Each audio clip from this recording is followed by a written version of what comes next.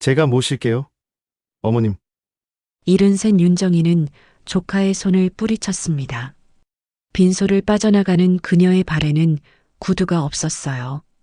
검은 스타킹만 신은 맨발로 엘리베이터를 향해 걸었습니다. 조문객들이 웅성거렸어요. 남편의 3년상을 치른 과부가 왜 저러는 걸까요? 며느리 한서정이 재빨리 뒤를 따랐습니다. 하지만 정의를 막지 않았어요. 오히려 지하 주차장으로 안내했습니다. 이 도주는 미리 계획된 것이었으니까요. 차 문이 철컥 닫히는 순간 정희의 손은 가방을 꽉 쥐고 있었습니다. 그 안에는 남편이 남긴 비밀이 들어 있었어요. 카세트 한 개, 편지 묶음, 그리고 20년 넘게 숨겨진 진실. 내일이면 모두 드러날 것입니다. 그럼 사연 시작하기 전에 구독과 좋아요 부탁드립니다. 이야기를 시작하겠습니다. 비가 내리기 시작한 건 오후 2시쯤이었어요. 정희는 우산을 펼치지 않았습니다. 낙골당 입구에서 계단까지는 고작 10여 미터. 그 정도 거리라면 어깨가 조금 젖는 게 전부였으니까요. 하지만 막상 건물 안으로 들어서자 옷깃에 스민 빗물이 목덜미를 타고 흘러내렸습니다. 차갑고 끈적했어요. 복도는 고요했습니다. 형광등 불빛이 대리석 바닥을 차갑게 비추고 있었고 멀리서 환풍기 도는 소리만 낮게 윙윙거렸어요. 정희는 익숙한 발걸음으로 3층으로 올라갔습니다. 계단을 오를 때마다 무릎이 묵직하게 울렸지만 이 정도 통증은 이제 몸의 일부 같았어요. 73의 무릎은 더 이상 젊은 시절의 탄력을 기억하지 못했습니다. 3층 복도 끝 서쪽 벽면의 중간쯤 남편 최문석의 칸이 있었어요. 스테인리스 명판에는 이름과 생물년이 깔끔하게 새겨져 있었습니다. 2022년 7월 15일 향년 75. 정희는 가방에서 흰 천을 꺼내 명판을 닫기 시작했어요. 천을 쥔 손끝에 힘이 들어갔습니다. 한 번, 두 번, 세 번. 손가락 끝이 차가운 금속을 따라 움직일 때마다 가슴 한쪽이 조금씩 무너지는 것 같았어요. 오늘은 비가 오네요. 정희는 작게 중얼거렸습니다. 남편이 살아있을 때도 비 오는 날이면 이런 식으로 말을 걸곤 했어요. 대답은 없었지만 말을 꺼내는 것만으로도 정막이 조금은 견딜만해졌습니다. 명판을 다 닫고 나서 정희는 작은 꽃병에 물을 갈았습니다. 가방에서 꺼낸 하얀 국화 2송이를 꽂고 향을 한 개 피웠어요. 연기가 가느다랗게 올라가 천장 쪽으로 사라졌습니다. 정희는 두 손을 모으고 눈을 감았어요. 기도라고 할 것도 없었습니다. 그저 남편의 얼굴을 떠올리고 그가 좋아하던 된장찌개 냄새를 아침마다 신문 넘기던 바스락거리는 소리를 생각했어요. 그때였습니다. 부인, 오늘도 오셨네요. 뒤에서 들린 목소리에 정희는 화들짝 놀라 고개를 돌렸습니다. 관리인 오태수였어요. 59쯤 되어 보이는 얼굴에 주름이 깊게 팬 남자였습니다. 그는 손에 걸레를 들고 있었고 복도 저쪽 창문을 닫다가 이쪽으로 온 것 같았어요. 아, 예. 날씨가 좀 흐려서요. 정희는 애써 미소를 지었습니다. 오태수는 고개를 끄덕이며 몇 걸음 더 가까이 다가왔어요. 요즘 자주 보이시네요. 한 달에 한두 번은 꼭 오시는 것 같던데. 남편이 외로울까 봐요. 그러시군요. 오태수는 잠시 뜸을 들이더니 조심스럽게 말을 이었습니다. 그런데 말입니다, 부인. 혹시 고인분을 찾아오시는 다른 분 본 적 있으세요? 정희의 손이 멈췄습니다. 꽃병을 만지던 손가락이 그대로 굳어버렸어요. 다른 분이요? 예. 한 60대 중반쯤 되어 보이는 여자분인데 가끔 이 칸 앞에 서 계시더라고요. 처음엔 길을 잘못 찾으신 줄 알았는데 몇 번 보니까 분명 여기를 찾아오시는 것 같았어요. 꽃은 안 놓고 그냥 한참 서 계시다가 가시던데 정희의 입술이 바짝 말랐습니다.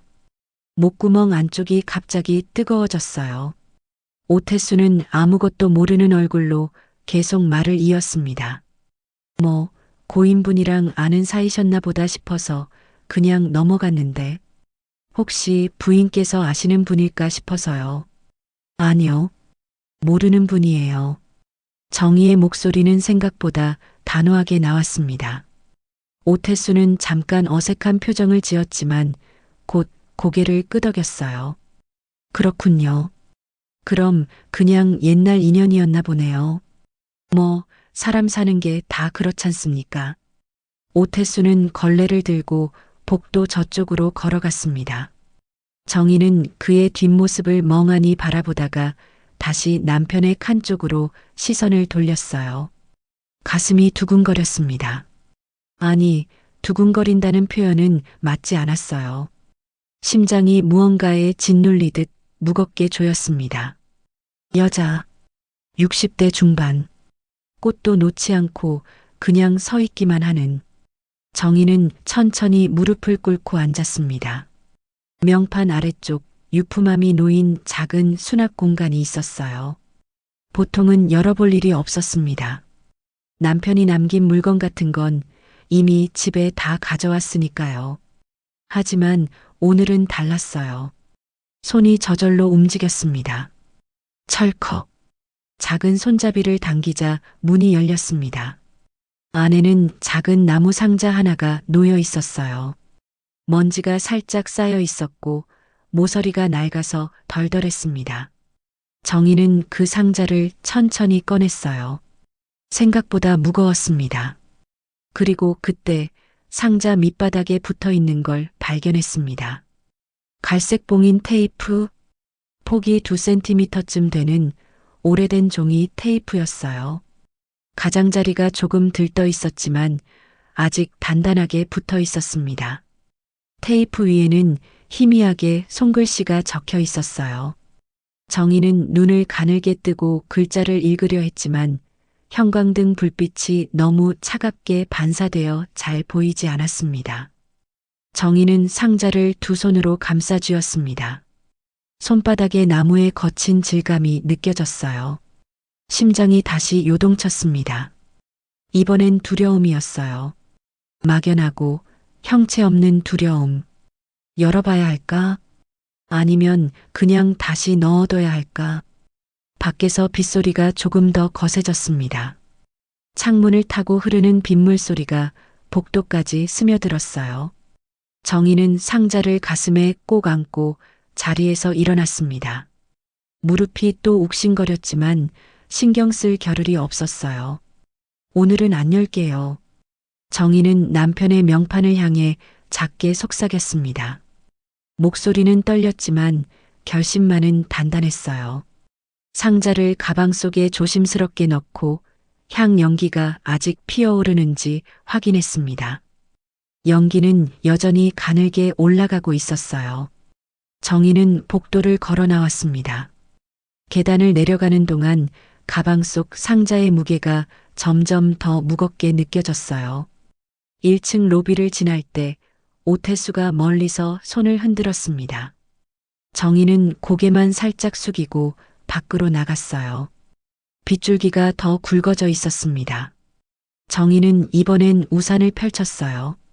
하지만 우산을 받쳐들고 있는 팔이 떨렸습니다. 주차장까지 걸어가는 동안 발밑에서 물이 튀었고 구두 안쪽이 축축하게 젖었어요. 차에 올라타 문을 닫았을 때 정희는 비로소 크게 숨을 내쉬었습니다. 100m 너머로 납골당 건물이 보였습니다.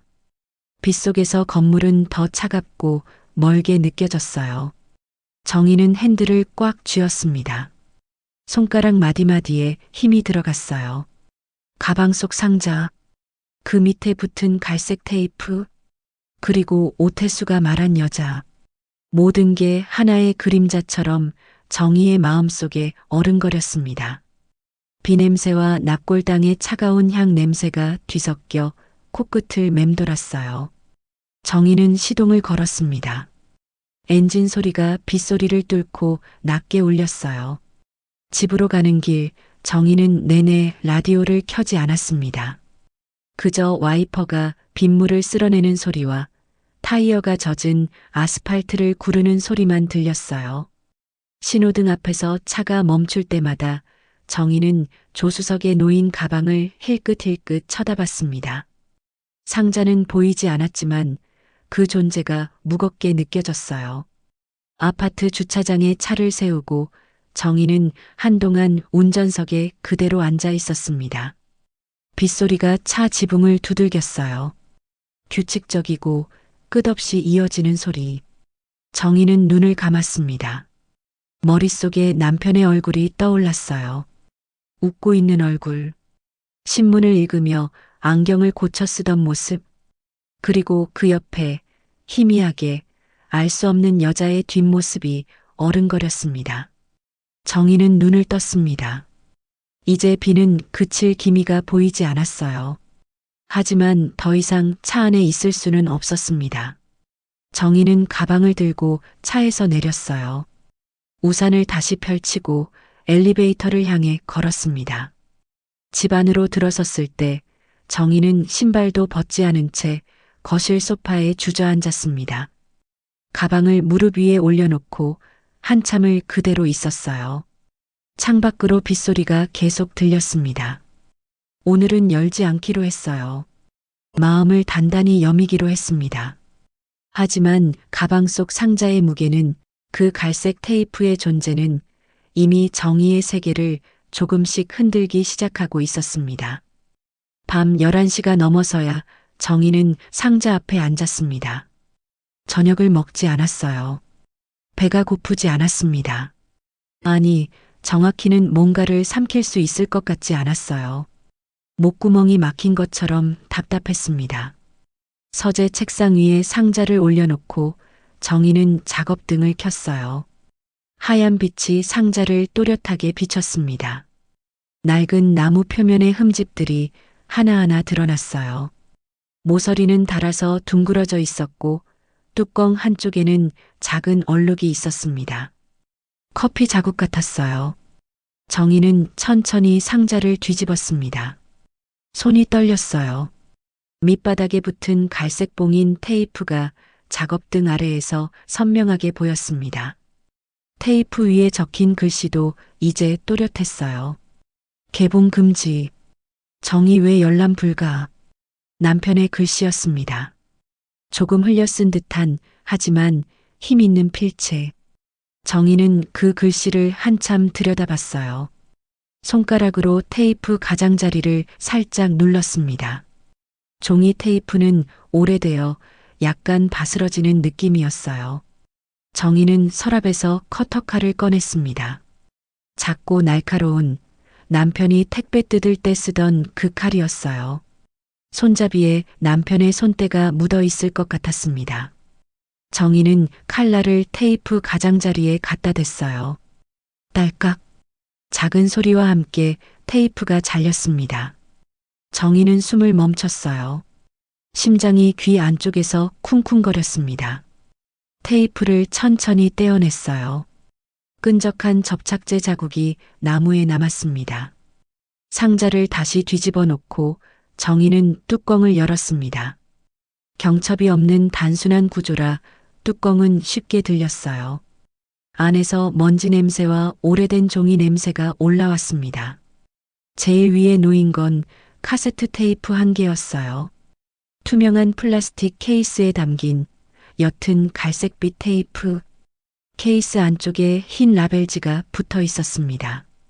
라벨에는 역시 남편의 글씨로 이렇게 적혀 있었어요. 정희에게 미안하다. 정희의 손이 멈췄습니다. 가슴 한가운데가 철렁 내려앉는 것 같았어요. 미안하다. 그 두 글자가 눈앞에서 번졌습니다. 정희는 눈을 깜빡였어요. 눈시울이 뜨거워졌지만 눈물은 나오지 않았습니다. 카세트를 조심스럽게 들어 올리고 정희는 상자 안을 더 들여다봤어요. 그 아래에는 편지 묶음이 있었습니다. 5통쯤 되어 보였어요.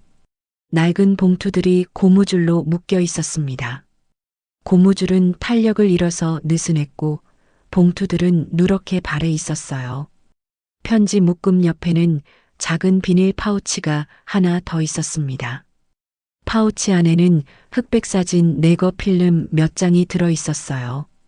빛에 비춰보니 사람들의 형체가 희미하게 보였습니다. 하지만 누군지는 알아볼 수 없었어요. 그리고 마지막으로 상자 바닥에는 접힌 종이 한 장이 놓여 있었습니다. 정희는 그 종이를 펼쳤어요. 손으로 쓴 메모였습니다. 날짜와 금액이 적혀 있었어요. 1998년 7월 12일 200만 원, 1999년 3월 5일 300만 원, 2001년 9월 18일 500만 원. 메모는 그렇게 20줄쯤 이어졌습니다. 마지막 날짜는 2019년 11월 23일이었어요. 1000만 원. 정희는 종이를 쥔 손에 힘이 들어가는 걸 느꼈습니다. 종이가 구겨졌어요. 송금 기록. 이건 송금 메모였어요. 정희는 종이를 책상 위에 내려놓고 다시 카세트를 집어들었습니다. 손이 계속 떨렸어요. 서랍 깊은 곳에서 오래된 카세트 플레이어를 꺼냈습니다. 남편이 옛날 노래 듣던 그 기계였어요. 먼지가 수북이 쌓여 있었습니다. 정희는 플레이어에 먼지를 털고 전원 코드를 꽂았어요. 빨간 불이 들어왔습니다. 카세트를 넣고 재생 버튼을 눌렀어요. 지지직. 잡음이 흘러나왔습니다. 그리고 몇 초 뒤 남편의 목소리가 들렸어요. 정희. 정희는 숨이 멎는 줄 알았습니다. 남편의 목소리. 살아있을 때 그대로의 조금 쉰 듯한 목소리. 정희는 책상 가장자리를 꽉 붙잡았어요. 이걸 듣고 있다면 아마 내가 먼저 떠났다는 뜻이겠지. 미안해. 이렇게 말하는 것밖에 할 수 없어서. 남편의 목소리는 천천히 이어졌습니다. 숨소리가 들렸어요. 긴장한 듯한 무거운 숨소리. 태연이 말이야. 태연은 내 피야. 정희의 눈이 커졌습니다. 입술이 바짝 말랐어요. 조카라고 했지. 동생 명돈의 아들이라고 그랬어. 하지만 그건 거짓이야. 태연은 내 아들이야. 내 핏줄이고. 플레이어에서 잡음이 섞여 나왔습니다. 남편이 뭔가를 삼키는 소리가 들렸어요. 당신 모르게 만났던 사람이 있었어. 오래전 일이야. 당신이랑 결혼하기 전도 아니고 결혼하고 한참 지난 뒤였어. 변명할 생각은 없어. 내가 잘못했어. 정희는 눈을 감았습니다. 귀를 막고 싶었어요. 하지만 손은 움직이지 않았습니다. 그 사람한테서 연락이 왔을 때 나는 도망치고 싶었어. 아이가 생겼다고 어떻게 하면 좋겠냐고 물었을 때 나는 겁이 났어. 당신한테 들킬까봐. 우리 가정이 무너질까봐. 남편의 목소리가 조금 떨렸습니다. 정희는 눈을 떴어요. 작업등 불빛이 눈부셨습니다. 그래서 명도한테 부탁했어. 동생한테 돈을 주고 태연을 조카로 만들어 달라고 했어. 명도는 망설였지만 결국 받아들였어. 그 사람도 돈을 받고 떠났고 정희는 카세트 플레이어를 멈추고 싶었어요. 하지만 손은 여전히 움직이지 않았습니다. 태연은 그 사실을 몰라. 명도도 미란도 태연한테는 말하지 않았어. 태연은 자기가 명도의 아들인 줄 알고 자랐어. 하지만 정희, 당신은 알아야 해. 내가 뭘 했는지.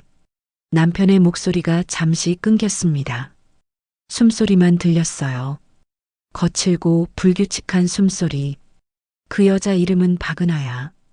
지금 어디 사는지는 모르겠어. 연락도 끊긴 지 오래야. 하지만 이 안에 편지가 있어. 옛날에 주고받던 편지. 그리고 사진도 있어. 증거들이야. 정희는 편지 묶음을 쳐다봤습니다. 노란 봉투들. 그 안에 담긴 글자들. 나는 평생 당신한테 거짓말을 했어. 명도한테 돈을 보낸 것도, 태연을 조카처럼 대한 것도 다 거짓말이었어. 미안해. 정말 미안해. 남편의 목소리가 흔들렸습니다. 울먹이는 것 같았어요. 당신이 이걸 어떻게 받아들일지 모르겠어. 용서해달라고 할 자격도 없어. 하지만 알아야 한다고 생각했어. 내가 죽고 나서 혹시라도 뭔가 이상한 일이 생기면 당신이 대비할 수 있게. 지지직. 잡음이 커졌습니다. 그리고 남편의 목소리가 마지막으로 들렸어요. 정희. 사랑했어. 그건 거짓이 아니야. 딸깍.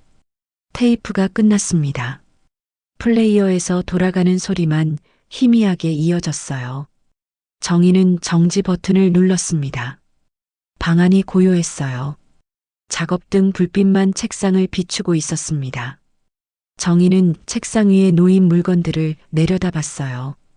카세트, 편지 묶음, 사진 내거, 송금 메모, 모든 게 퍼즐 조각처럼 흩어져 있었습니다. 태연, 조카라고 믿었던 아이. 아니, 이제 41살의 어른. 그가 남편의 아들이라고요. 명도가 돈을 받고 거짓을 만들었다고요.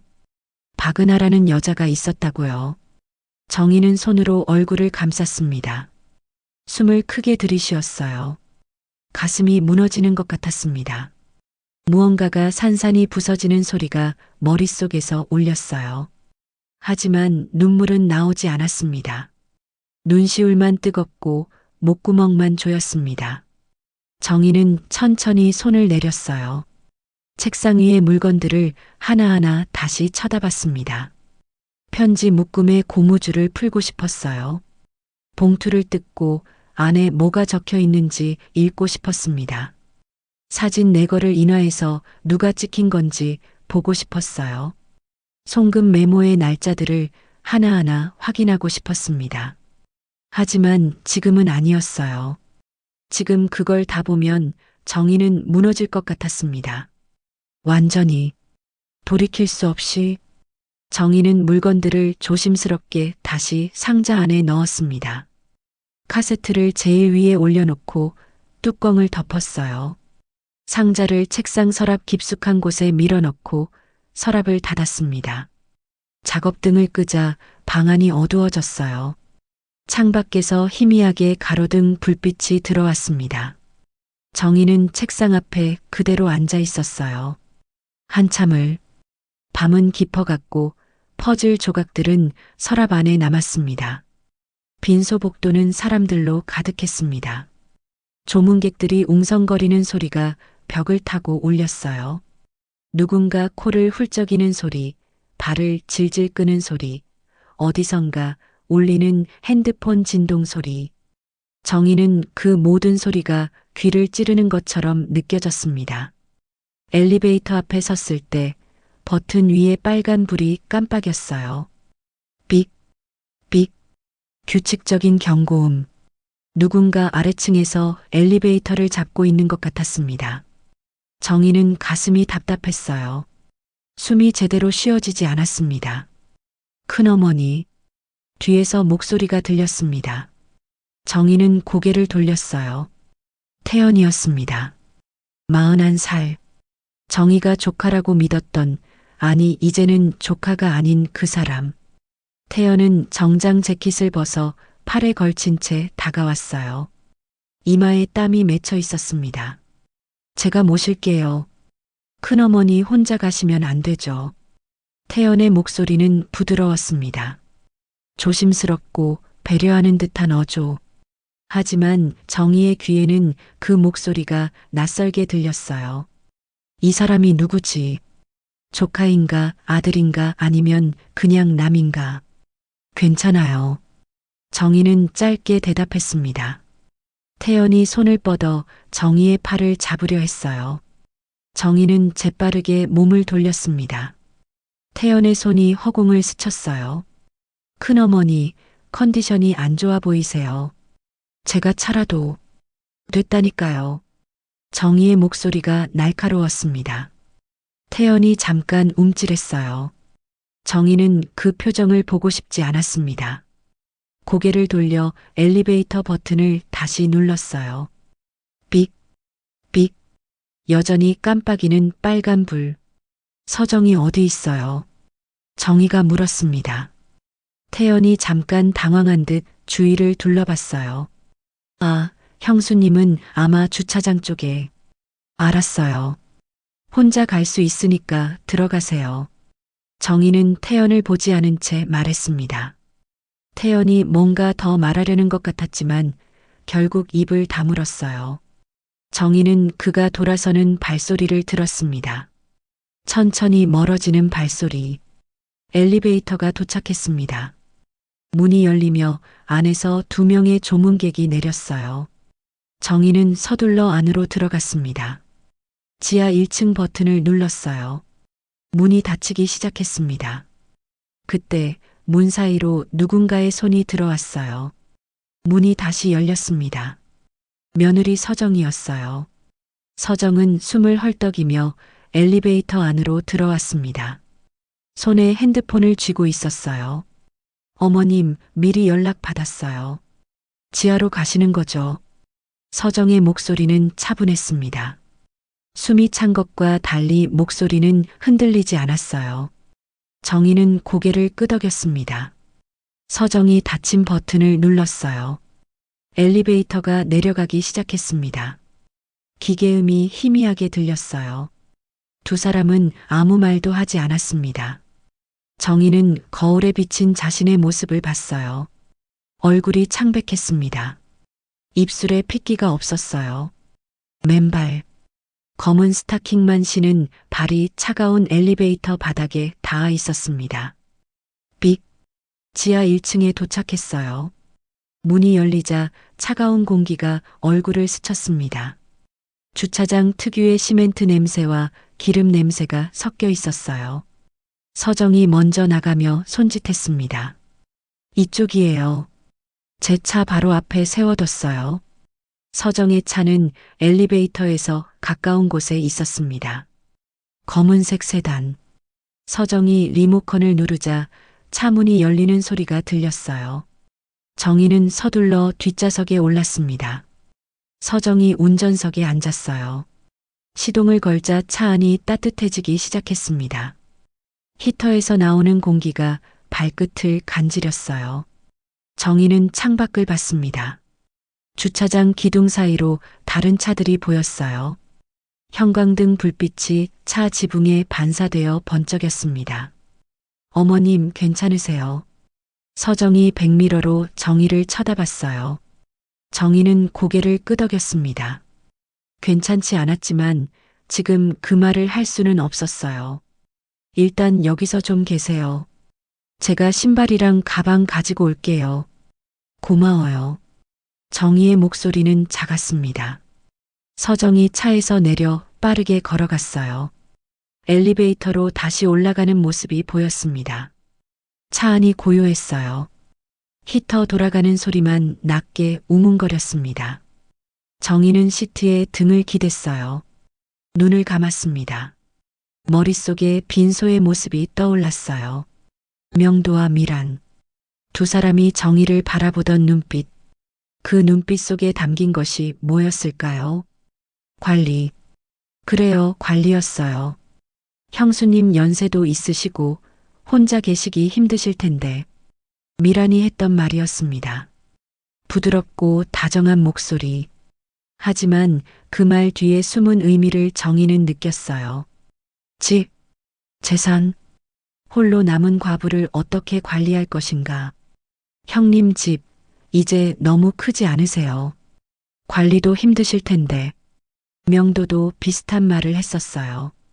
제사상을 차리면서 은근슬쩍 던진 말. 정희는 그때 대답하지 않았습니다. 그냥 웃고 넘어갔어요. 하지만 그 말들이 가슴에 가시처럼 박혔습니다. 점유, 관리, 소유. 그 단어들이 정희의 머릿속에서 맴돌았어요. 명도와 미라는 정희를 가족으로 본 게 아니었습니다. 관리해야 할 대상으로 봤어요. 집과 재산을 지켜야 할 혹은 차지해야 할 무언가로 차 문이 열렸습니다. 서정이 돌아왔어요. 손에 정희의 구두와 가방을 들고 있었습니다. 신발 여기 있어요. 천천히 신으세요. 서정이 뒷좌석 문을 열고 구두를 건넸어요. 정희는 구두를 받아 신었습니다. 발이 차가워서 구두 안쪽이 따뜻하게 느껴졌어요. 서정이 가방도 건넸습니다. 위에 다들 찾으시던데 제가 어머님 컨디션 안 좋으셔서 먼저 모시고 나왔다고 했어요. 미안해요. 패 끼쳤네. 아니에요. 당연한 거예요. 서정이 운전석에 다시 앉았어요. 시트벨트를 매고 기어를 넣었습니다. 차가 천천히 움직이기 시작했어요. 주차장을 빠져나가며 정희는 뒤를 돌아봤습니다. 장례식장 건물이 점점 멀어졌어요. 형광등 불빛이 어둠 속에서 밝게 빛나고 있었습니다. 그 안에 명도와 미란이, 태연이, 그리고 수많은 조문객들이 있었어요. 하지만 정희는 이제 그곳에 없었습니다. 차는 도로로 나왔어요. 가로등 불빛이 차창을 스쳐 지나갔습니다. 정희는 가방을 무릎 위에 올려놓고 두 손으로 꽉 쥐었어요. 가방 안에는 유품함에서 꺼낸 것들이 들어 있었습니다. 카세트, 편지, 사진, 송금 메모. 서정이 신호등 앞에서 차를 멈췄어요. 빨간불이 켜져 있었습니다. 서정이 백미러로 정희를 쳐다봤어요. 어머님, 집으로 바로 가실 거예요. 정희는 잠시 생각했습니다. 집, 텅 빈 집, 남편이 없는 집, 진실이 숨겨져 있던 집. 응, 집으로 가요. 알겠어요. 신호등이 파란불로 바뀌었습니다. 차가 다시 움직였어요. 정희는 창밖을 봤습니다. 밤거리가 흘러갔어요. 편의점 간판, 아파트 불빛, 횡단보도를 건너는 사람들. 모든 게 평범했습니다. 하지만 정희의 세계는 더 이상 평범하지 않았어요. 차 안은 따뜻했습니다. 히터 바람이 계속 나오고 있었어요. 정희는 가방을 더 꽉 쥐었습니다. 손 안에서 가방의 가죽 질감이 느껴졌어요. 철컥. 차 문이 닫혔을 때 정희는 일단의 안전지대를 확보한 셈이었습니다. 하지만 이건 끝이 아니었어요. 시작에 가까웠습니다. 진실을 마주하는 긴 여정의 시작. 납골당 관리동은 본관에서 조금 떨어진 곳에 있었습니다. 낮은 2층 건물로 한쪽에는 사무실이, 다른 한쪽에는 작은 휴게실이 있었어요. 정희는 서정과 함께 그 휴게실 문 앞에 섰습니다. 문 너머로 희미한 목소리가 들렸어요. 여자의 목소리, 낮고 조심스러운 목소리. 정희는 손잡이를 잡았습니다. 손바닥에 차가운 금속이 느껴졌어요. 심장이 빠르게 뛰었습니다. 문을 열자 작은 방이 나타났어요. 테이블 하나와 의자 4개가 놓인 소박한 공간이었습니다. 창가에는 시들어가는 화분 하나가 있었어요. 그리고 테이블 앞에 한 여자가 앉아 있었습니다. 박은하였어요. 60대 중반쯤 되어 보였습니다. 짧게 자른 머리는 반쯤 희끗했고 얼굴에는 주름이 깊게 패여 있었어요. 낡은 베이지색 코트를 입고 있었고 무릎 위에는 낡은 가방이 놓여 있었습니다. 가방의 손잡이 부분이 닳아서 색이 발에 있었어요. 은하는 정희를 보자 천천히 일어섰습니다. 의자가 바닥을 긁는 소리가 났어요. 그녀의 눈빛은 흔들렸습니다. 두려움과 미안함이 뒤섞인 복잡한 눈빛이었어요. 앉으세요. 정희가 먼저 말했습니다. 목소리가 생각보다 단단하게 나왔어요. 은하는 고개를 숙이고 다시 앉았습니다. 정희와 서정도 테이블 맞은편에 앉았어요. 잠시 침묵이 흘렀습니다. 창밖에서 까마귀 우는 소리가 들렸어요. 은하는 무릎 위의 가방을 만지작거렸습니다. 손가락이 가방 모서리를 따라 움직였어요. 오래 기다리셨어요. 정희가 물었습니다. 은하는 고개를 저었어요. 아니에요. 한 30분쯤요. 괜찮았어요. 은하의 목소리는 떨렸습니다. 말끝이 흐려졌어요. 정희는 그녀를 가만히 쳐다봤습니다. 이 여자, 남편과 관계를 맺었던 여자, 태연을 낳았던 여자, 관리인한테 들었어요. 남편 칸 앞에 자주 서 계셨다고. 예. 죄송해요. 그냥 궁금해서요. 어떻게 지내시나? 은하의 눈가가 붉어졌습니다. 눈물이 고이는 것 같았지만 흘러내리지는 않았어요. 그녀는 눈을 깜빡이며 시선을 내렸습니다. 누가 연락했어요? 당신한테? 정희가 물었습니다. 은하의 손이 멈췄어요. 가방을 쥔 손에 힘이 들어갔습니다. 그건 말씀드릴 수 없어요. 왜요? 무섭거든요. 은하의 목소리가 더 작아졌습니다. 거의 속삭이는 수준이었어요. 정희는 테이블에 팔을 올려놓고 몸을 앞으로 기울였습니다. 누가 당신을 협박했나요? 협박이라기보다는 그냥 연락이 왔어요. 갑자기, 오랜만에, 그분이 돌아가셨다고. 그리고 제가 알아야 할 게 있을 거라고. 누군지 말해줄 수 없어요. 죄송해요. 정말 죄송한데 저도 잘 모르겠어요. 목소리가 낯설었어요. 여자였는지 남자였는지도 확실하지 않아요. 전화 연결 상태가 안 좋았거든요. 정희는 은하의 얼굴을 들여다봤습니다. 거짓말을 하는 것 같지는 않았어요. 눈빛이 진심으로 두려워 보였습니다. 하지만 뭔가를 숨기고 있는 것도 분명했어요. 가방 안에 뭐가 있어요? 정희가 물었습니다. 은하는 잠깐 망설이다가 가방을 열었어요. 안에서 두꺼운 갈색 봉투를 꺼냈습니다. 봉투는 손때가 묻어 있었고 모서리가 구겨져 있었어요. 이거예요. 제가 받았던 편지들이요. 그분이 보낸. 그리고 사진도 몇 장 있어요. 제가 찍은 거요. 은하가 봉투를 테이블 위에 조심스럽게 올려놓았습니다. 봉투는 정희 쪽으로 밀려왔어요. 정희는 봉투를 쳐다봤습니다. 손을 뻗어야 할까 말아야 할까? 서정이 옆에서 말했어요. 어머님, 제가 먼저 볼까요? 아니요. 내가 볼게요. 정희는 봉투를 집어들었습니다. 생각보다 무거웠어요.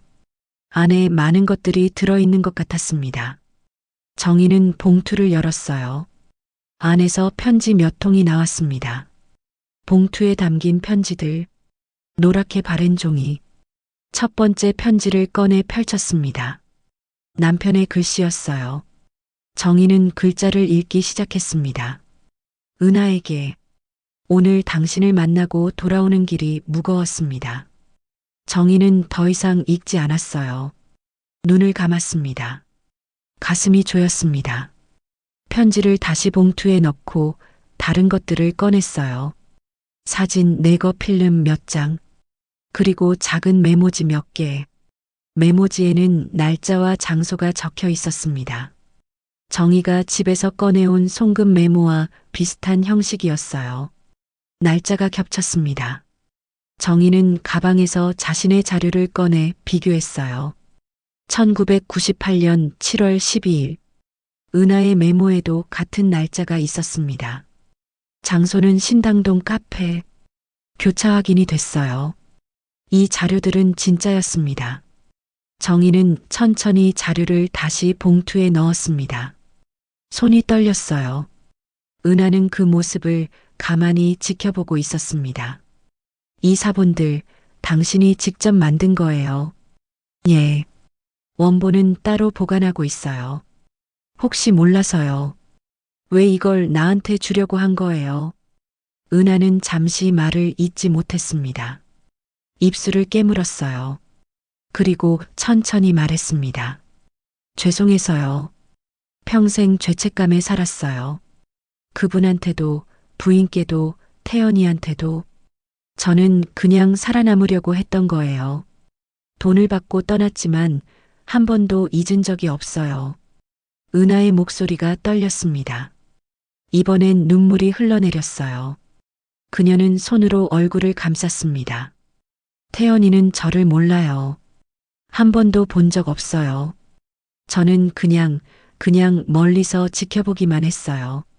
그 애가 잘 크는지, 행복한지. 정희는 아무 말도 하지 않았습니다. 뭐라고 해야 할지 몰랐어요. 이 여자를 미워해야 할까, 동정해야 할까? 감정이 복잡하게 엉켜 있었습니다. 서정이 은하에게 물었어요. 태연 씨는 지금도 모르나요? 자신의 출생에 대해서요. 모를 거예요. 명도 씨 부부가 말하지 않았을 테니까. 그게 약속이었거든요. 태연이는 평생 자기가 명도 씨 아들인 줄 알고 살 거예요. 정희는 봉투를 꽉 쥐었습니다. 종이가 구겨지는 소리가 났어요. 내일 모두 듣게 할 거예요. 정희의 목소리는 낮고 단단했습니다. 은하가 고개를 들었어요. 눈물 자국이 뺨에 남아 있었습니다. 뭐요? 진실이요. 카세트 음성도 있어요. 남편이 남긴 거요. 그리고 이 자료들까지 있으면 충분해요. 태연도 명도도 미란도 다 들어야 해요. 은하의 얼굴이 창백해졌습니다. 손이 떨렸어요. 그럼 태연이가 알게 되는 거예요. 알아야죠. 진실을요. 하지만 그 애는 아무 잘못이 없어요. 그냥 태어난 것뿐이에요. 정희는 고개를 끄덕였습니다. 알아요. 태연이는 피해자예요. 하지만 그렇다고 진실을 숨길 순 없어요. 더 이상은요. 은하는 테이블에 손을 짚고 고개를 숙였습니다. 어깨가 떨렸어요. 한참 동안 아무도 말하지 않았습니다. 서정이 조심스럽게 말했어요. 내일 어디서 하실 거예요? 마을회관이요. 서정이가 대관할 수 있죠. 예, 할 수 있어요. 정희는 은하를 쳐다봤습니다. 당신도 와야 해요. 내일. 은하는 천천히 고개를 들었어요. 눈빛이 흔들렸습니다. 제가요. 예. 당신도 당사자니까요. 은하는 한참을 망설이다가 고개를 끄덕였습니다. 아주 작게. 정희는 봉투를 가방에 넣었어요. 일어서며 은하를 마지막으로 한번 쳐다봤습니다. 죄책감과 연민과 경계. 그 모든 게 뒤엉켜 있었습니다. 하지만 분명한 건 내일 모든 게 드러날 거라는 거였어요. 내일 2시에요. 주소는 문자로 보낼게요. 정희와 서정이 휴게실을 나왔습니다. 문이 닫히는 소리가 복도에 울렸어요. 은하는 그 자리에 그대로 앉아 있었습니다. 집으로 돌아온 건 저녁 6시가 넘어서였습니다. 정희는 거실 테이블 위에 모든 자료를 펼쳐 놓았어요. 남편의 유품함에서 나온 것들과 은하에게서 받은 사본들, 편지, 사진 내거, 송금 메모, 모든 게 테이블을 가득 채웠습니다. 서정이 주방에서 따뜻한 차를 가져왔어요. 캐모마일 차였습니다. 김이 모락모락 올라왔어요. 정희는 찻잔을 손으로 감쌌습니다. 따뜻함이 손바닥에 전해졌어요. 어머님, 천천히 하세요. 오늘 많이 지치셨을 텐데. 괜찮아요. 해야 할 일이 있으니까요.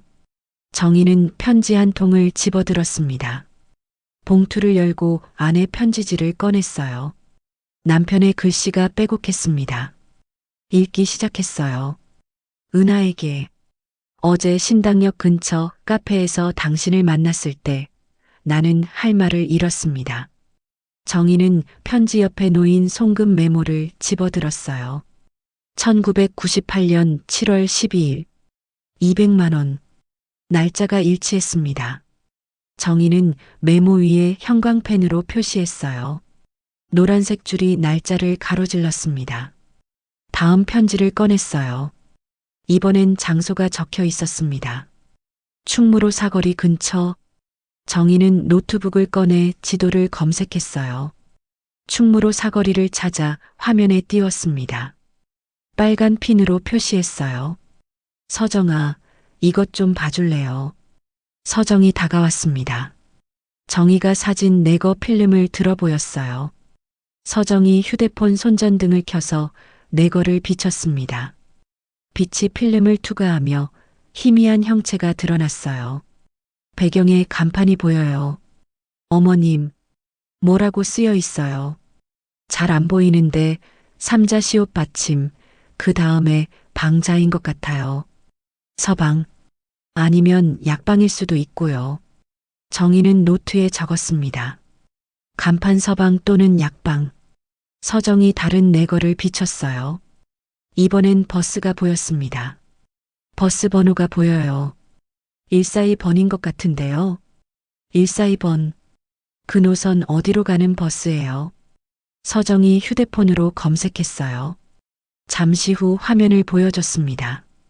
신당동에서 충무로 쪽으로 가는 노선이에요. 그때도 같은 노선이었는지는 모르겠지만요. 정희는 지도에 또 하나의 핀을 찍었습니다. 신당동. 편지에 나왔던 장소와 겹쳤어요. 정희는 형광펜으로 그 부분을 표시했습니다. 1시간이 흘렀습니다. 정희와 서정은 편지 5통을 다 읽었어요. 송금 메모의 날짜와 편지의 날짜를 일일이 대조했습니다. 대부분 맞아떨어졌어요. 돈이 오간 날과 남편이 은하를 만난 날이 같았습니다. 정희는 노트에 정리했어요. 1998년 7월 12일 200만 원 신당동 카페. 1999년 3월 5일 300만 원 충무로 사거리. 2001년 9월 18일 500만 원 장소 미상. 자금 흐름의 윤곽이 드러났습니다. 남편은 은하를 만날 때마다 돈을 건넸어요. 그리고 그 돈의 일부는 명도에게 갔을 거예요. 태연을 키우는 명목으로. 명도 씨한테 간 돈이 얼마나 될까요? 서정이 물었습니다. 정희는 송금 메모의 금액을 다 더해봤어요. 계산기를 두드렸습니다. 총액이 나왔어요. 1억 2천만 원이에요.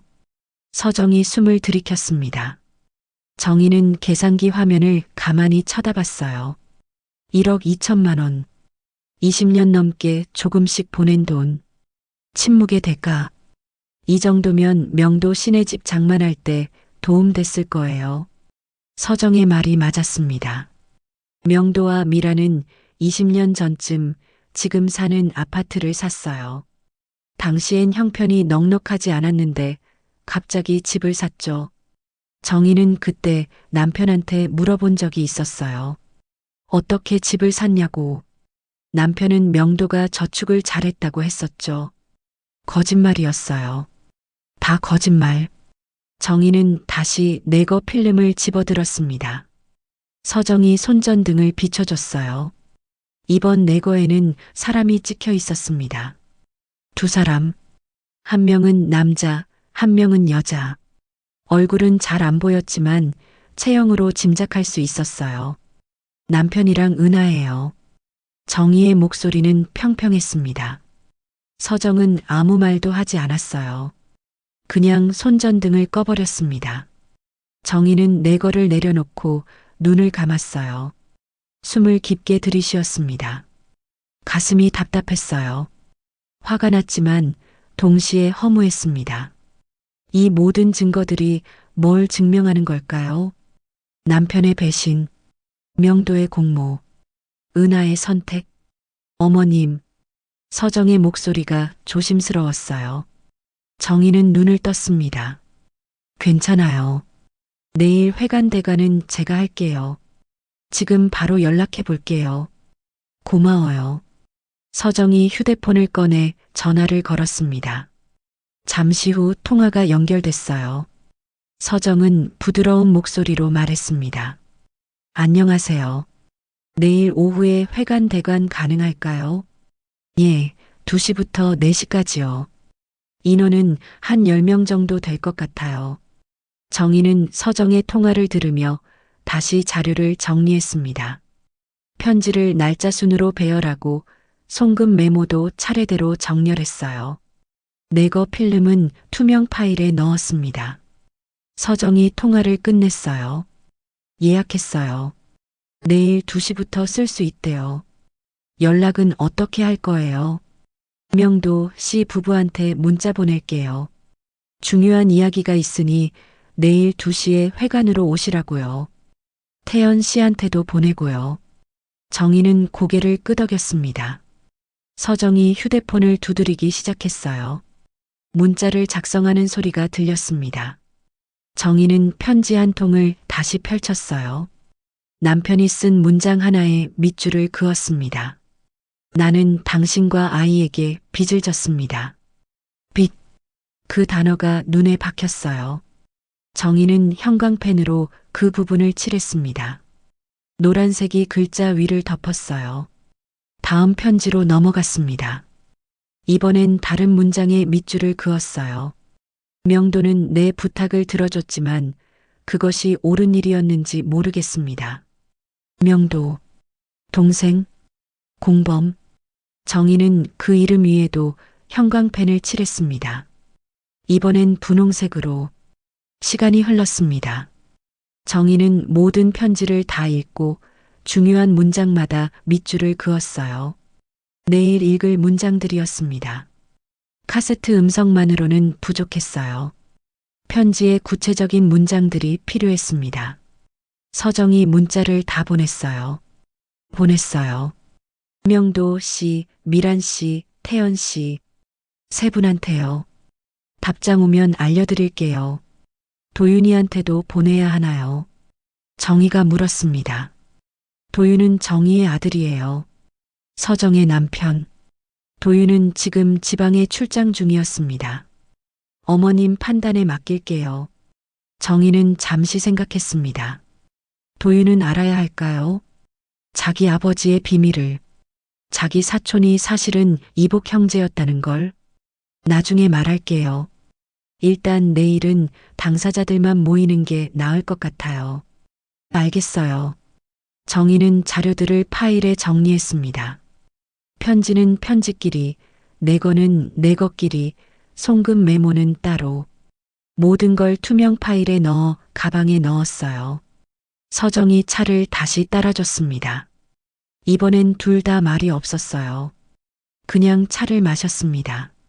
창밖은 어두웠어요. 가로등 불빛만 희미하게 들어왔습니다. 내일 어떻게 진행하실 거예요? 서정이 조심스럽게 물었습니다. 정희는 찻잔을 내려놓았어요. 먼저 카세트를 틀 거예요. 남편의 육성을 다 듣게 할 거예요. 그 다음에 이 편지들을 읽을 거예요. 일부만요. 중요한 부분만. 그리고 내거 사진도 보여줄 거예요. 감정이 폭발할 수도 있어요. 알아요. 하지만 고함을 지르거나 싸우게 하진 않을 거예요. 그냥 듣게만 할 거예요. 침묵 속에서요. 서정은 고개를 끄덕였습니다. 정희의 계획을 이해한 것 같았어요. 복수가 아니었습니다. 법정도 아니었어요. 그냥 진실을 청취하는 자리. 각자가 그 진실을 어떻게 받아들일지는 각자의 몫이었습니다. 은하 씨한테도 문자 보낼게요. 서정이 다시 휴대폰을 집어들었어요. 정희는 창밖을 바라봤습니다. 먼 곳에서 자동차 지나가는 소리가 들렸어요. 내일이면 모든 게 드러날 거예요. 20년 넘게 숨겨졌던 것들이. 정희는 준비됐습니다. 분노 대신 준비. 그게 정희가 선택한 방식이었어요. 제사가 끝난 뒤였습니다. 제사상을 치우고 나니 저녁 8시가 넘었어요. 명도와 미란, 그리고 태연이 거실 식탁에 둘러앉았습니다. 정희도 그 자리에 있었어요. 서정이 부엌에서 음식을 덜어왔습니다. 형수님, 편하게 앉으세요. 제가 다 할게요. 미란이 말했습니다. 목소리는 부드러웠어요. 하지만 그 부드러움 속에 뭔가 끈적한 게 섞여 있었습니다. 정희는 그걸 느꼈어요. 괜찮아요. 서정이가 해줄 거예요. 정희는 짧게 대답하고 자리에 앉았습니다. 명도가 소주병을 열었어요. 따르는 소리가 작게 들렸습니다. 투명한 술이 잔을 채웠어요. 형님 생각하면서 한잔 해야죠. 명도가 말했습니다. 태연도 잔을 들었어요. 정희는 술잔을 받지 않았습니다. 그냥 물잔을 앞에 두었어요. 형수님은 안 드세요. 오늘은 그냥 물만 마실게요. 미란이 부의봉투를 꺼냈습니다. 흰 봉투였어요. 손끝으로 봉투 모서리를 접으며 말했습니다. 형수님, 요새 건강은 괜찮으세요? 혼자 계시니까 걱정돼서요. 괜찮아요. 그래도 연세가 있으시잖아요. 73이시면 이것저것 챙기셔야죠. 미란의 손가락이 봉투를 접고 또 접었어요. 하얀 종이가 그녀의 손끝에서 작은 삼각형으로 변했습니다. 정희는 그 손끝을 가만히 쳐다봤어요. 정갈하고 날렵한 손놀림. 하지만 그 안에 담긴 의도가 보였습니다. 요새 집 관리하시기 힘드시죠? 마당도 넓고 2층 집이시잖아요. 명도가 끼어들었습니다. 소주잔을 입에 댄 채 정희를 쳐다봤어요. 정희는 대답하지 않았습니다. 물잔을 들어 한 모금 마셨어요. 형님 돌아가시고 나서 혼자 관리하시기엔 너무 큰 집 아닌가요? 우리가 좀 도와드려야 하는 거 아닌가 싶어서요. 관리. 그 단어가 또 나왔어요. 정희는 물잔을 내려놓았습니다. 잔이 테이블에 닿는 소리가 작게 났어요. 저 관리 잘하고 있어요. 걱정 안 해도 돼요. 그래도요. 형수님 혼자서 다 하시기엔. 미란이 말을 이었습니다. 이번엔 부의봉투를 테이블 위에 가지런히 쌓으며 말했어요. 집도 집이지만 상가 건물도 있으시잖아요. 그것도 관리 쉽지 않으실 텐데. 정희는 미란을 쳐다봤습니다. 미란의 눈빛이 살짝 흔들렸어요. 하지만 곧 미소를 지었습니다. 우리가 도와드릴 수 있는 게 있으면 언제든 말씀하세요. 도움, 관리. 그 단어들 뒤에 숨은 의미를 정희는 알고 있었어요. 이건 도움이 아니었습니다. 점유의 시작이었어요. 태연이 입을 열었습니다. 어머님, 저도 요새 형님 생각 많이 해요. 형님이 저 많이 아껴주셨는데. 태연의 목소리는 진심처럼 들렸어요. 눈가가 촉촉했습니다. 하지만 정희는 그 진심이 어디서 비롯된 건지 알 수 없었어요. 태연은 자기가 누구의 아들인지 모르고 있었습니다. 그 모름 속에서 나온 진심이었어요. 형님 덕분에 제가 학교도 다니고 지금 이렇게 살 수 있었어요. 형님이 없었으면 저희 집은 정말 힘들었을 거예요. 태연이 소주잔을 들었습니다. 남편의 영정사진을 향해 잔을 들어 보였어요. 형님 감사했습니다. 잔을 비우는 소리가 들렸어요. 정희는 태연을 쳐다봤습니다. 41살. 어른. 하지만 진실을 모르는 어른. 정희의 가슴이 복잡하게 조였어요. 서정이 국을 덜어왔습니다. 김이 올라오는 된장국이었어요. 정희 앞에 놓으며 서정이 작게 속삭였습니다. 어머님, 조금만 드세요. 정희는 고개를 끄덕였습니다. 숟가락을 들었지만 국을 뜰 수가 없었어요. 손이 떨렸습니다. 명도가 다시 입을 열었어요. 형수님, 그런데 도윤이 요새 어떻게 지내요? 사업은 잘 되고 있고요. 정희는 숟가락을 내려놓았습니다. 도윤, 아들, 정희의 아들, 그럭저럭이요. 그럭저럭이라니요. 요새 경기가 안 좋다던데. 명도의 목소리에 뭔가 걸려 있었어요. 정희는 그걸 느꼈습니다. 들었어요. 도윤이가 좀 어려운 상황이라고. 미란이 끼어들었습니다. 부의봉투를 다 쌓아놓고 이번엔 두 손을 모아 테이블 위에 올려놓았어요. 빚이 좀 있다고 하던데요. 맞나요? 정희는 입술을 깨물었습니다. 빚, 도윤의 빚. 그건 사실이었어요. 도윤은 작은 사업을 하고 있었지만 요새 잘 안 됐습니다. 빚이 생겼고 갚기 힘든 상황이었어요. 그건 도윤이가 알아서 할 문제예요. 하지만 형수님이 어머니시잖아요. 도와주셔야죠. 명도가 말했습니다. 이번엔 목소리가 조금 더 직접적이었어요. 형수님 집이나 상가 건물, 그거 좀 정리하시면 도윤이 빚 갚는데 도움되지 않을까요? 정희는 명도를 쳐다봤습니다. 명도의 얼굴에는 미소가 없었어요. 그냥 단도직입적인 표정이었습니다. 집, 상가, 재산, 결국 그 이야기였어요. 그건 내가 결정할 문제예요. 정희의 목소리가 차가웠습니다. 명도가 잠깐 움찔했어요. 하지만 곧 다시 말을 이었습니다. 물론이죠. 하지만 형수님 혼자 결정하시기엔 큰 문제 아닌가요? 우리 가족들이랑 상의하시는 게 가족. 정희는 그 단어를 되뇌었습니다. 가족. 이 테이블에 앉은 사람들이 가족인가요? 남편의 동생, 그 아내, 그리고 남편의 숨겨진 아들. 이게 가족인가요? 미란이 부드럽게 말했습니다. 형수님, 저희가 욕심내는 거 아니에요.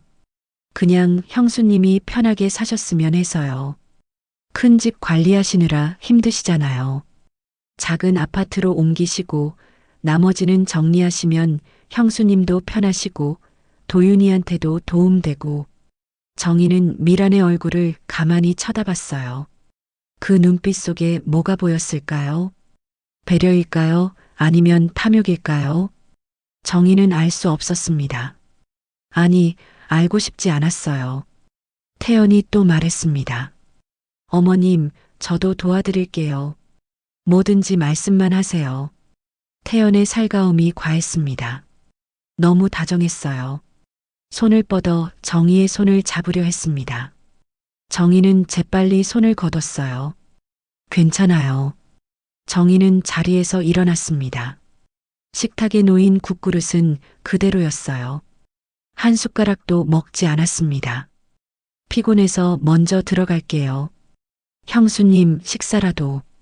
됐어요. 정희는 거실을 나와 안방으로 들어갔습니다. 문을 닫았어요. 밖에서 명도와 미란이 작게 속삭이는 소리가 들렸습니다. 무슨 말을 하는지는 정확히 들리지 않았지만 분위기는 알 수 있었어요.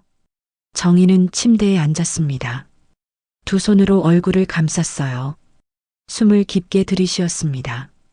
가슴이 무거웠어요. 테이블에서 오간 대화들, 관리, 도움, 가족, 그 단어들이 머릿속에서 맴돌았습니다. 명도와 미라는 정희를 걱정하는 게 아니었어요. 재산을 걱정하고 있었습니다. 태연의 살가움도 마찬가지였어요. 그 뒤에 뭔가 숨어 있었습니다. 소유의 그림자. 정희는 그걸 봤어요. 문 밖에서 서정의 목소리가 들렸습니다. 어머님 괜찮으세요? 응, 괜찮아. 제가 그 사람들 빨리 보낼게요. 고마워. 정희는 침대에 누웠습니다. 천장을 쳐다봤어요. 희미한 조명이 천장을 비추고 있었습니다. 정희는 눈을 감았어요. 내일이면 모든 게 바뀔 거예요. 명도도, 미란도, 태연도.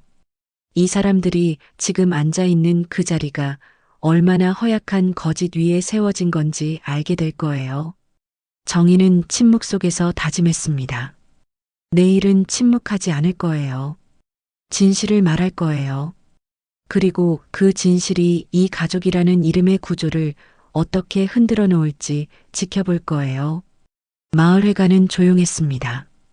오후 2시 창문으로 햇빛이 들어왔지만 실내는 어딘가 차가웠어요. 정희는 회관 중앙에 작은 테이블을 놓았습니다. 그 위에 카세트 플레이어 한 대를 올려놓았어요. 명도와 미란이 먼저 도착했습니다. 두 사람은 회관 문을 열고 들어서며 주위를 둘러봤어요. 명도가 물었습니다. 형수님, 무슨 일이세요? 갑자기 여기로 오라고 하시고. 앉으세요. 곧 시작할 거예요. 정희의 목소리는 평평했습니다. 감정이 실리지 않은 목소리. 명도와 미라는 의자에 앉았어요. 서로 눈빛을 교환했습니다. 불안한 표정이었어요. 태연이 들어왔습니다. 그는 정장 재킷을 입고 있었어요. 회사에서 바로 온 것 같았습니다. 정희를 보며 인사했어요. 큰어머니, 무슨 일이세요? 앉아요. 태연도 의자에 앉았습니다. 부모 옆자리였어요. 세 사람은 나란히 앉아 정희를 쳐다봤습니다. 마지막으로 은하가 들어왔어요. 그녀는 문 앞에서 잠시 망설였습니다. 발을 들여놓을지 말지 고민하는 것처럼 보였어요. 정희가 손짓했습니다. 들어오세요. 은하가 천천히 안으로 들어왔습니다. 회관 뒤쪽 의자에 조용히 앉았어요. 명도와 미란이 은하를 쳐다봤습니다. 태연도 고개를 돌려 그녀를 봤어요. 하지만 아무도 말하지 않았습니다. 서정이 회관 문을 닫았어요. 딸깍 잠그는 소리가 실내에 울렸습니다. 정희는 테이블 앞에 섰습니다. 카세트 플레이어를 손으로 만졌어요. 차가운 플라스틱이 손바닥에 닿았습니다. 오늘 여러분을 부른 이유는 하나예요. 들어야 할 이야기가 있어서예요. 정희가 말했습니다. 명도가 미란을 쳐다봤어요. 미란은 입술을 깨물었습니다. 형수님, 대체 무슨... 조용히 하세요. 지금부터는 듣기만 하면 돼요. 정희의 목소리가 단호했습니다. 명도는 입을 다물었어요. 정희는 카세트 플레이어의 재생 버튼을 눌렀습니다. 지지직 잡음이 흘러나왔어요. 그리고 남편의 목소리가 회관 안을 채웠습니다. 정희, 태연의 눈이 커졌습니다. 명도는 의자를 붙잡았어요. 미란의 얼굴이 창백해졌습니다. 이걸 듣고 있다면 아마 내가 먼저 떠났다는 뜻이겠지. 미안해. 남편의 목소리는 천천히 이어졌습니다. 정희는 창가로 걸어가 창밖을 바라봤어요. 햇빛이 눈부셨습니다. 태연이 말이야. 태연은 내 피야.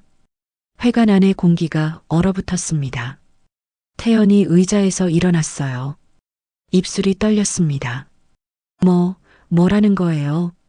정희는 돌아보지 않았습니다. 그냥 카세트가 계속 재생되도록 놔뒀어요. 조카라고 했지. 동생 명돈의 아들이라고 그랬어. 하지만 그건 거짓이야. 태연은 내 아들이야. 태연이 명도를 쳐다봤습니다. 명도는 고개를 숙였어요. 손이 무릎 위에서 떨렸습니다. 아버지. 태연의 목소리가 갈라졌습니다. 명도는 대답하지 않았어요. 당신 모르게 만났던 사람이 있었어. 결혼하고 한참 지난 뒤였어. 변명할 생각은 없어. 내가 잘못했어. 은하가 뒤쪽 의자에서 고개를 숙였습니다. 어깨가 떨렸어요. 그 사람한테서 연락이 왔을 때 나는 도망치고 싶었어. 아이가 생겼다고 했을 때 나는 겁이 났어. 테이프는 계속 돌아갔습니다. 남편의 고백이 끝없이 이어졌어요. 그래서 명도한테 부탁했어. 동생한테 돈을 주고 태연을 조카로 만들어 달라고 했어. 명도가 얼굴을 손으로 가렸습니다. 미라는 남편을 쳐다봤어요. 눈빛이 흔들렸습니다.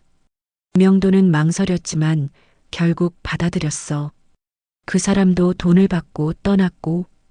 태연이 비틀거렸습니다. 의자 등받이를 잡고 겨우 균형을 잡았어요. 얼굴에서 핏기가 사라졌습니다.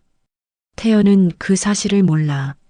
명도도 미란도 태연한테는 말하지 않았어. 카세트가 끝나갔습니다. 남편의 마지막 말이 흘러나왔어요. 나는 평생 당신한테 거짓말을 했어. 미안해. 정말 미안해. 딸깍. 테이프가 멈췄습니다. 회관 안이 고요했어요. 아무도 말하지 않았습니다. 정희는 천천히 테이블로 돌아왔어요. 가방에서 편지를 꺼냈습니다. 이건 남편이 은하 씨한테 보낸 편지예요. 정희는 편지 한 장을 펼쳤습니다. 형광펜으로 표시된 문장을 읽기 시작했어요. 은하에게, 나는 당신과 아이에게 빚을 졌습니다. 돈으로 해결할 수 있는 문제가 아니란 걸 알지만 나는 그것밖에 할 수 없었습니다. 은하가 흐느꼈습니다. 작은 소리였지만 회관 안에서는 또렷하게 들렸어요. 정희는 다음 편지를 펼쳤습니다. 명도는 내 부탁을 들어줬지만 그것이 옳은 일이었는지 모르겠습니다. 동생에게 짐을 떠넘긴 것뿐인지도 모릅니다. 명도가 의자에서 일어났습니다. 비틀거리며 앞으로 나왔어요. 형수님, 그만. 아직 안 끝났어요. 정희는 서정에게 고개를 끄덕였습니다. 서정이 스크린을 펼쳤어요. 빔 프로젝터를 켰습니다. 희미한 불빛이 스크린을 비췄어요. 사진 네거가 투사됐습니다.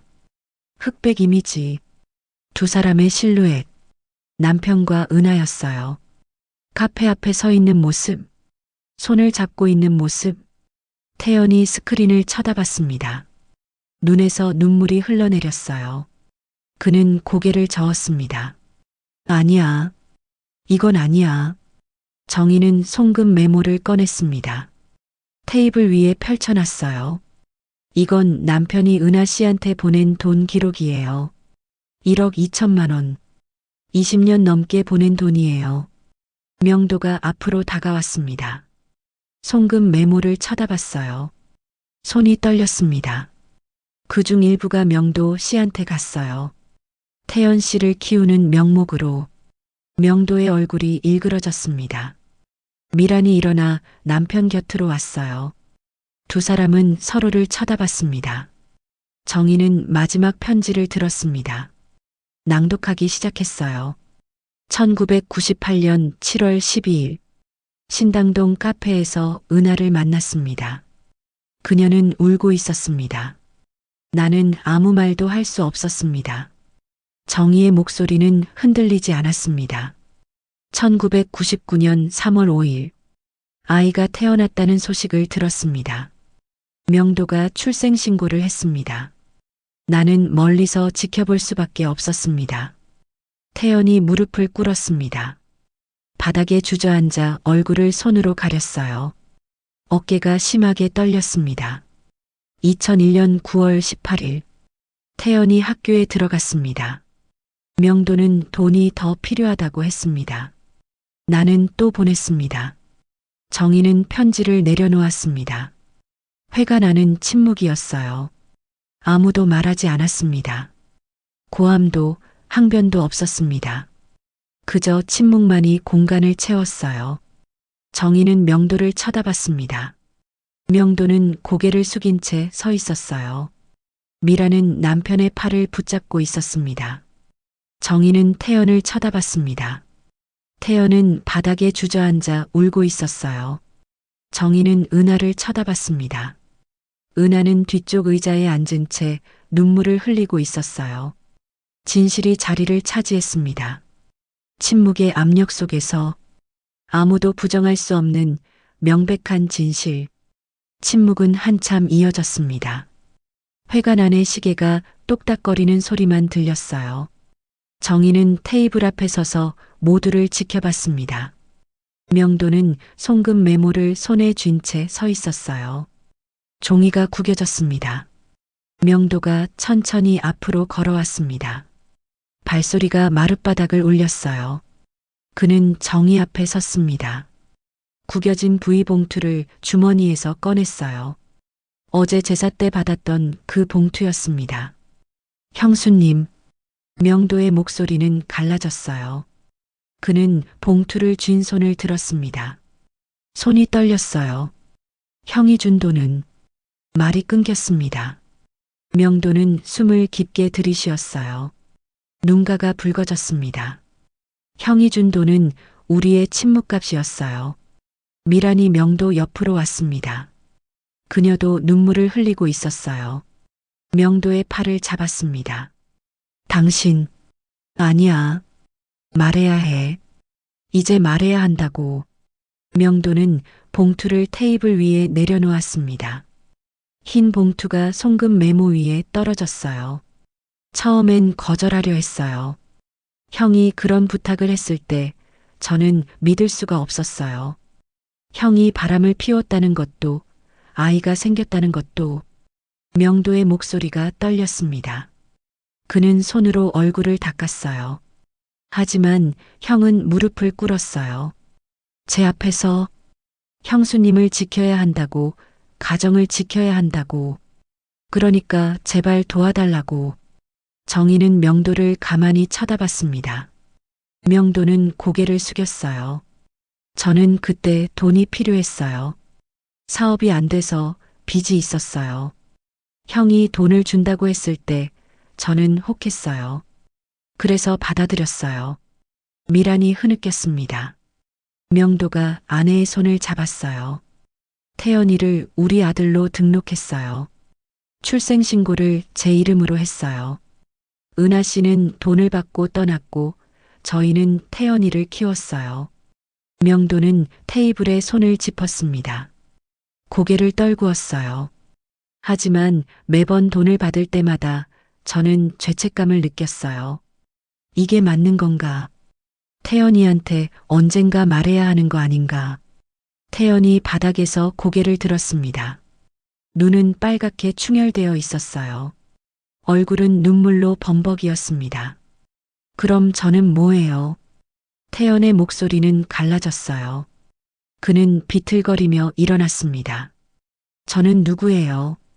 아버지의 아들이에요. 형님의 아들이에요. 명도가 태연을 쳐다봤습니다. 입술이 떨렸어요. 태연아, 대답해 주세요. 저는 누구예요? 태연이 소리쳤습니다. 회관 안에 그의 목소리가 울렸어요.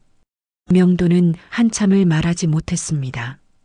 그저 태연을 바라볼 뿐이었어요. 너는 내 아들이야. 명도의 목소리는 작았습니다. 하지만 단호했어요. 출생신고는 내가 했고 키운 것도 나야. 너한테 밥 먹이고 학교 보내고 아플 때 병원 데려간 것도 나였어. 너는 내 아들이야. 태연이 고개를 저었습니다. 하지만 피는 아니잖아요. 피가 전부는 아니야. 명도의 눈에서 눈물이 흘러내렸습니다. 그는 태연에게 다가갔어요. 하지만 태연은 뒤로 물러났습니다. 저는 거짓 속에서 살았어요. 평생을요. 제 정체성이 뭔지도 모른 채요. 태연의 목소리가 떨렸습니다. 그는 은하를 돌아봤어요. 은하는 뒤쪽 의자에 앉은 채 얼굴을 가리고 있었습니다. 저 사람이 제 어머니예요. 태연이 물었습니다. 정희가 고개를 끄덕였어요. 예. 태연은 천천히 은하에게 걸어갔습니다. 은하는 손을 내렸어요. 두 사람이 서로를 쳐다봤습니다. 처음 보는 얼굴. 하지만 피로 연결된 사람. 왜 저를 버렸어요? 태연의 목소리는 떨렸지만 분노는 없었습니다. 그저 물어보는 것뿐이었어요. 은하가 입을 열었습니다. 목소리는 쉬어 있었어요. 버린 게 아니에요. 살리려고 했어요. 무슨 말이에요? 그때 저는 아무것도 없었어요. 일자리도, 집도, 돈도. 혼자 아이를 키울 수 없었어요. 당신 아버지가, 그러니까 문석 씨가 돈을 주겠다고 했어요. 명도 씨 부부가 잘 키워줄 거라고 했어요. 은하의 눈에서 눈물이 쏟아졌습니다. 저는 선택했어요. 당신이 굶주리고 떠도는 것보다 안정된 가정에서 자라는 게 낫다고 생각했어요. 그래서 돈을 받고 떠났어요. 태연은 아무 말도 하지 않았습니다. 그냥 은하를 쳐다볼 뿐이었어요. 하지만 한 번도 잊은 적 없어요. 당신을 멀리서 지켜봤어요. 학교 들어가는 것도 봤고, 대학 가는 것도 봤어요. 결혼하는 것도 봤어요. 은하가 일어섰습니다. 태연에게 한 걸음 다가갔어요. 미안해요. 정말 미안해요. 태연은 뒤로 물러났습니다. 고개를 저었어요. 저는 아직 모르겠어요. 뭐가 맞는 건지, 누가 제 부모인지, 저는 누구인지. 태연의 목소리가 작아졌습니다. 그는 회관문 쪽으로 걸어갔어요. 문을 열었습니다. 시간이 필요해요. 생각할 시간이요. 태연이 나가려는 순간 정희가 말했습니다. 태연 씨. 태연이 멈춰 섰어요. 돌아보지는 않았습니다. 당신은 피해자예요. 알지 못했던 일에 대해 책임질 필요는 없어요. 하지만 이제 알았으니 성인으로서 어떻게 살아갈지는 당신이 결정해야 해요. 태연은 고개를 끄덕였습니다. 그리고 밖으로 나갔어요. 문이 닫히는 소리가 들렸습니다. 회관 안이 다시 고요해졌습니다. 명도와 미라는 서로를 붙잡고 서 있었어요. 은하는 의자에 앉아 눈물을 흘렸습니다. 정희는 창가로 걸어갔습니다. 창밖으로 태연이 주차장을 걸어가는 모습이 보였어요. 그의 어깨가 축 처져 있었습니다. 미란이 정희에게 다가왔습니다. 형수님, 저희가 오늘은 그만 가세요. 다들 정리할 시간이 필요해요. 정희의 목소리는 차분했습니다. 미라는 더 말하지 않았어요. 명도의 손을 잡고 회관을 나갔습니다. 은하만 남았습니다. 그녀는 의자에 앉은 채 움직이지 않았어요. 정희가 다가갔습니다. 은하 씨. 은하가 고개를 들었어요. 눈물 자국이 뺨에 남아 있었습니다. 용서를 바라는 건 아니에요. 그럴 자격도 없어요. 은하의 목소리는 떨렸습니다. 저는 그저 태연이가 잘 살았으면 좋겠어요. 이제라도 진실을 알았으니 스스로 선택하며 살았으면 좋겠어요. 정희는 고개를 끄덕였습니다. 태연 씨는 강한 사람이에요. 시간이 걸리겠지만 이겨낼 거예요. 은하가 천천히 일어섰습니다. 가방을 들고 문 쪽으로 걸어갔어요. 문 앞에서 멈춰 정희를 돌아봤습니다. 감사합니다. 기회를 주셔서요. 은하가 고개를 숙이고 나갔습니다. 문이 닫혔어요. 회관 안에는 정희와 서정만 남았습니다. 서정이 조용히 다가왔어요. 어머님, 괜찮으세요? 정희는 창밖을 바라봤습니다. 햇빛이 주차장을 비추고 있었어요. 괜찮아요. 해야 할 일을 했으니까요. 정희의 목소리는 평온했습니다. 회관은 고요했고 진실은 이제 모두의 것이 되었습니다. 일주일이 지났습니다. 정희는 변호사 사무실에 앉아 있었어요. 책상 위에는 서류 여러 장이 놓여 있었습니다. 신탁 설정 계약서였어요. 변호사가 설명했습니다. 문석 돌봄 신탁으로 등록하시면 집과 상가 건물의 수익금이 자동으로 신탁 계좌로 들어갑니다. 그 돈으로 홀몸 어르신 돌봄과 장학 사업을 진행하시는 거죠. 정희는 고개를 끄덕였습니다. 서류를 한 장씩 넘겨봤어요. 남편의 이름이 적혀 있었습니다. 문서? 그 이름이 이제는 다른 의미로 다가왔어요. 서명하시면 됩니다. 정희는 펜을 들었습니다. 손이 떨리지 않았어요. 서명란에 이름을 적었습니다. 또박또박. 정희. 변호사가 서류를 받아 확인했어요. 절차는 한 달 정도 걸립니다. 그 후에 본격적으로 운영하실 수 있어요. 고맙습니다. 정희는 사무실을 나왔습니다. 복도를 걸어가는데 발걸음이 가벼웠어요. 무언가 내려놓은 기분이었습니다. 집으로 돌아오니 서정이 거실에서 기다리고 있었어요. 테이블 위에는 차가 준비되어 있었습니다. 어머님, 다 하셨어요. 응. 서명했어. 서정이 차를 따라줬습니다. 따뜻한 김이 올라왔어요. 정희는 찻잔을 손으로 감쌌습니다. 도윤이한테도 연락했어요. 비닐부 정리해 줄 거라고요. 서정이 조심스럽게 말했습니다. 정희는 고개를 끄덕였어요. 일부만이에요. 전부 갚아주면 또 똑같은 일이 반복될 테니까요. 도윤이가 감사하다고 하더라고요. 하지만 부끄럽다고도 했어요. 정희는 차를 한 모금 마셨습니다. 따뜻한 액체가 목을 타고 내려갔어요. 부끄러운 줄 알면 됐어요. 이제 스스로 해결해야죠. 서정이 가방에서 봉투 하나를 꺼냈습니다. 정희에게 건넸어요. 은하 씨 계좌 정보예요. 어머님이 부탁하셔서 알아봤어요. 정희는 봉투를 받았습니다. 안을 열어보지 않았어요. 그냥 테이블 위에 놓았습니다. 재기 자금이라고 했죠. 사업을 다시 시작할 수 있을 만큼이요. 예. 얼마나 보내실 거예요? 2천만 원이요. 동정이 아니에요.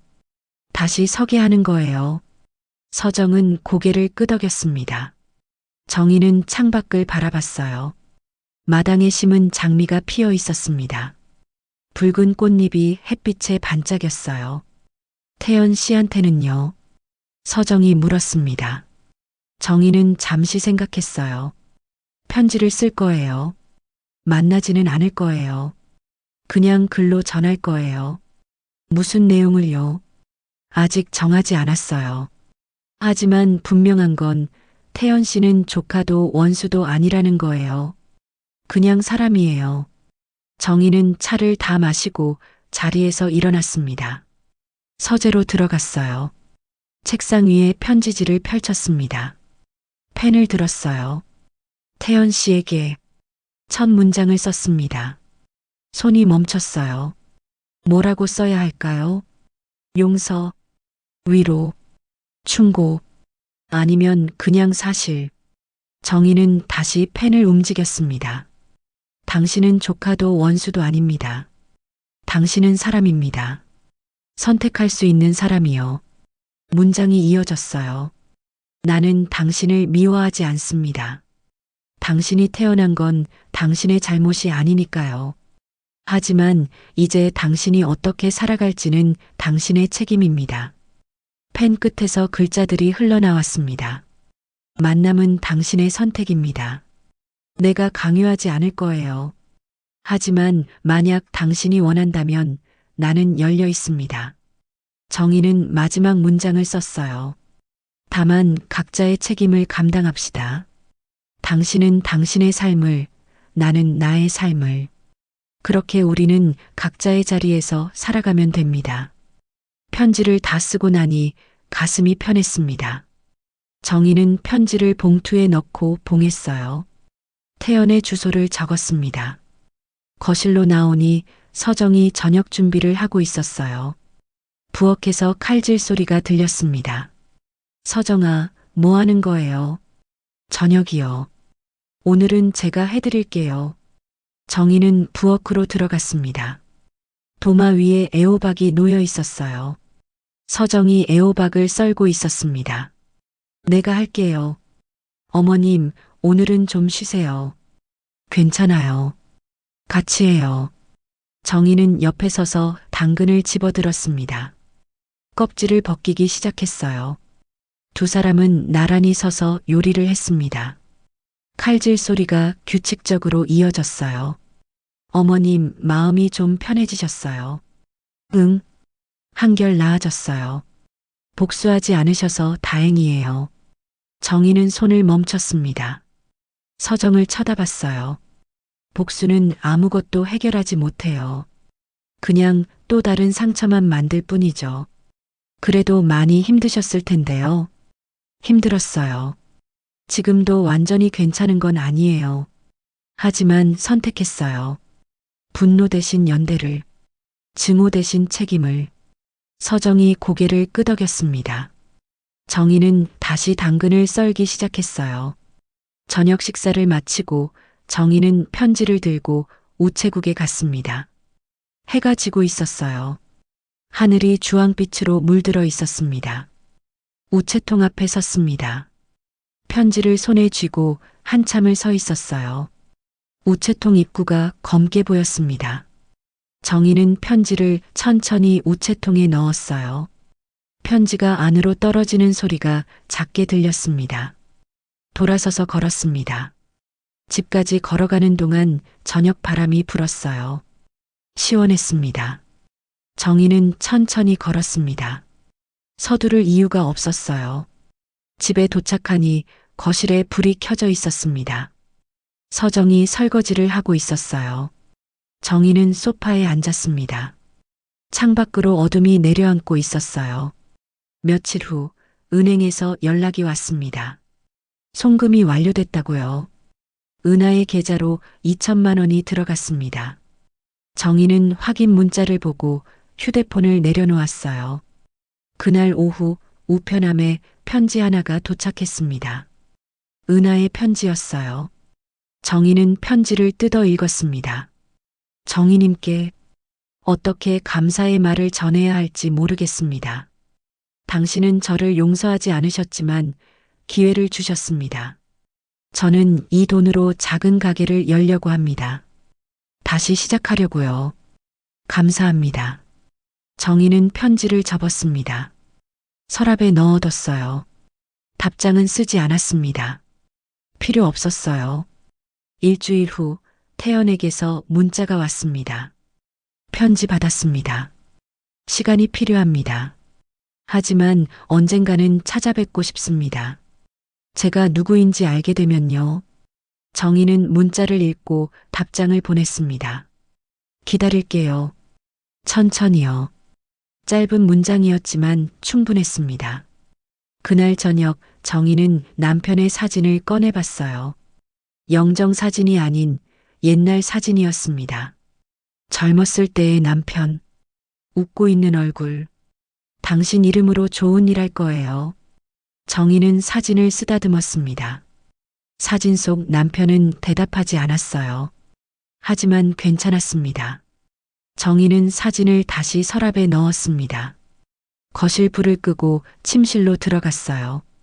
침대에 누워 눈을 감았습니다. 오랜만에 편안한 잠이 올 것 같았어요. 석 달이 지났습니다. 아침 햇살이 부엌 창문으로 쏟아져 들어왔어요. 정희는 전팬을 불 위에 올려놓았습니다. 기름을 두르고 애호박을 썰어 넣었어요. 칙! 애호박이 팬에 닿는 소리가 들렸습니다. 뜨거운 기름 위에서 물기가 증발하며 내는 소리. 정희는 그 소리를 가만히 들었어요. 첫 소리, 마지막 소리. 고리가 닫혔습니다. 서정이 부엌으로 들어왔어요. 머리를 묶으며 말했습니다. 어머님, 오늘 날씨 정말 좋아요. 그러게요. 산책하기 딱 좋겠어요. 정희는 애호박을 뒤집었습니다. 노릇노릇하게 익어가는 모습이 보였어요. 서정이 옆에 서서 토마토를 썰기 시작했습니다. 어제 신탁 사무국에서 연락 왔었죠. 응. 첫 지원 대상자가 정해졌대요. 누구예요? 홀몸 어르신 세 분이요. 다음 주에 방문한다고 했어요. 정희는 애호박을 접시에 담았습니다. 김이 모락모락 올라왔어요. 서정이 토마토를 옆에 놓았습니다. 어머님, 요새 많이 편해 보이세요. 정희는 서정을 쳐다봤습니다. 미소를 지었어요. 잠을 잘 자게 됐어요. 오래 잊고 살았던 잠이요. 그게 제일 중요하죠. 두 사람은 식탁에 앉아 아침을 먹었습니다.